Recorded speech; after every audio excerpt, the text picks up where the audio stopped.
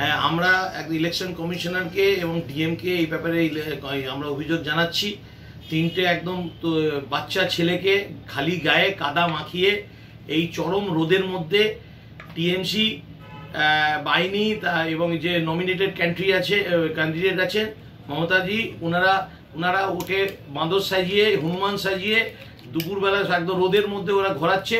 ওনারা কি প্রমাণ করতে চাইছেন যে ওনারা কি ধর্মনিরপেক্ষ একটা দল না অন্য কিছু? তো যাই হোক, এটা খুবই নিন্দনীয় ঘটনা, নিন্দনীয় কাজ। এই ধরনের শিশুদের এই ইলেকশন ক্যাম্পেনের মধ্যে এই ধরনের কাজে একটা কাজে লাগানো হচ্ছে, এটা খুব দুর্ভাগ্যজনক। ওদের অন্যভাবে ড্রামা করে অন্যভাবে কাজে লাগাতে পারতো, কিন্তু এই ধরনের একটা কাজে দুপুর রোদের মধ্যে কাদা মাখিয়ে লাগানো হয়েছে, খুব নিন্দনীয় ঘটনা। এটা আমরা ইলেকশন কমিশনারকে জানাবো এবং মমতাদির এই ধরনের কাণ্ডগুলো, যত রকমের এই ধরনের কাণ্ড করছে, সব কাণ্ডগুলোই নিন্দনীয় ঘটনা বলে আমরা মনে করি ভারতীয় জনতা পার্টির তরফ থেকে। অমিতাভ ব্যানার্জি, গুণীজন সেন, দুর্গাপুর।